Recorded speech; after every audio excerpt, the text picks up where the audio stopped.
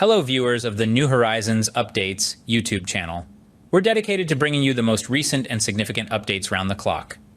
Let's delve into a detailed account of images making rounds on social media platforms like Twitter and Telegram pertaining to an incident that transpired on October 15th. The incident involved an Israeli military transport helicopter, the S-65C Jasu, a variant of the CH-53 Stallion, which was set ablaze after being attacked by Hamas's anti-tank missile system.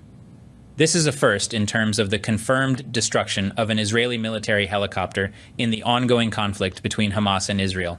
The incident unfolded on the first day of Hamas's attacks on Israel.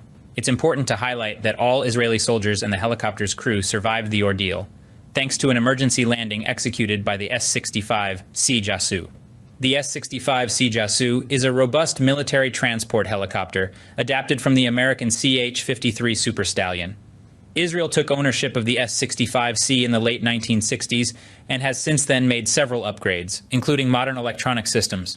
As reported by Israeli field reporter Ohel, the pilot managed to land safely on an open field, ensuring the safe evacuation of all personnel on board before the helicopter was consumed by fire and completely destroyed.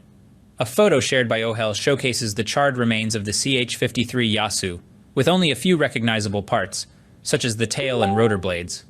The weaponry used by Hamas to attack the helicopter is yet to be identified, but it has been suggested by Israeli sources that it could have been an RPG or a guided anti-tank missile. Shifting focus to a separate development, the armed group Hezbollah released a video showing their members attacking an Israeli armored vehicle, an M113, during a raid near the settlement of Avim, located near the Lebanon-Israel border. The specific timing of this incident is not known. Hezbollah fighters found the M113 hidden in thick vegetation and used their anti-tank Konet missiles to target it. The Israeli armored vehicle was blown up and extensively burned, rendering it unfit for battle. On October 15th, U.S. President Joe Biden remarked during an interview with CBS News, when asked about his stance on Israel's potential reoccupation of the Gaza Strip. President Biden expressed reservations and stated that, "I think that would be a big mistake." He further clarified that, in his view, Hamas and its extremist elements do not represent the entire Palestinian population. He suggested that while an Israeli occupation might not be advisable, military actions to neutralize extremist elements were necessary. When asked about the potential involvement of U.S. troops, President Biden stated that such intervention was unnecessary. This summary provides a clear and accurate account of the information presented while maintaining a distinct tone from the original content. President Biden has affirmed unwavering support for Israel, stating, "I assure you, we will provide everything they need." As a demonstration of solidarity with its allies, the United States has deployed 2 aircraft carriers to the East China Sea since the conflict began. In a significant increase of military support for Israel, the U.S. has dispatched advanced weapons and ammunition, such as precision-guided missile interceptors and small-diameter bombs. These advanced tools, produced by a leading defense company, include inertial guidance systems supported by GPS. The U.S. is also bolstering its fleet of aircraft, positioning A-10, F-15, and F-16 fighter planes across various bases in the Middle East, ready to respond if called upon. These steps follow President Biden's stern warning as Israel geared up for a multi-pronged ground, sea, and air operation against Gaza in retaliation to a sudden attack on October 10th.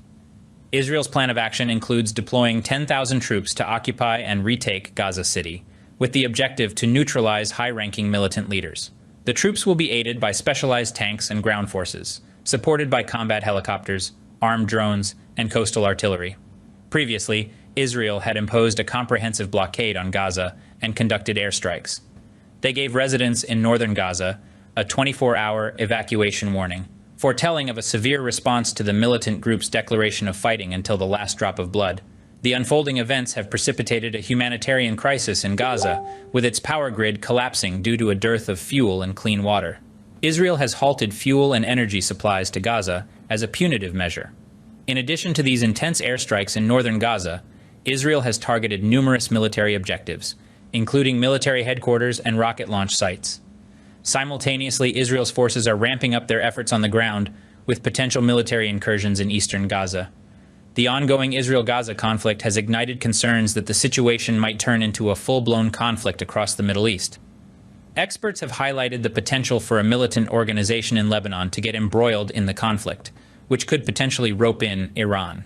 In response to these threats, the U.S. has swiftly deployed naval vessels to the conflict zone. U.S. Defense Secretary Lloyd Austin announced that 2 significant aircraft carriers were dispatched to the region last weekend, with the intention to deter any individual country or organization from inflaming the conflict further.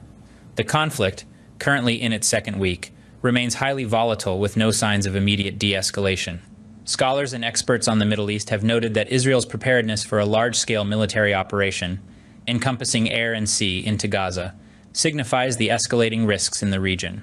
The casualty count on both sides could increase, and the conflict seems likely to persist.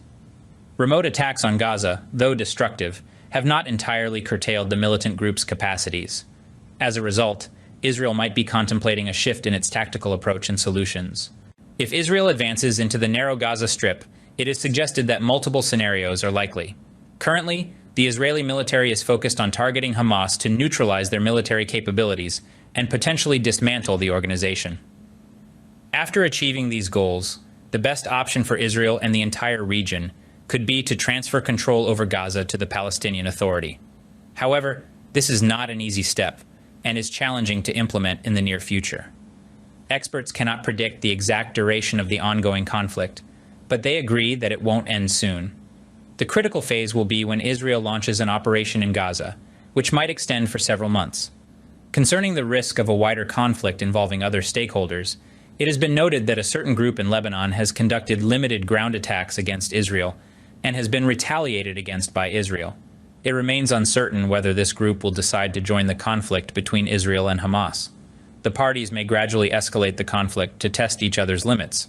Still, a third uprising by the Palestinian people against Israel is considered unlikely. Evaluations suggest that the defensive forces of Israel remain the most potent military force in the Middle East, and many Arab states are hesitant to get involved in a new uprising. This has been evident since 3 years ago when some Arab uprisings occurred in the West Bank, but the situations were eventually brought under control.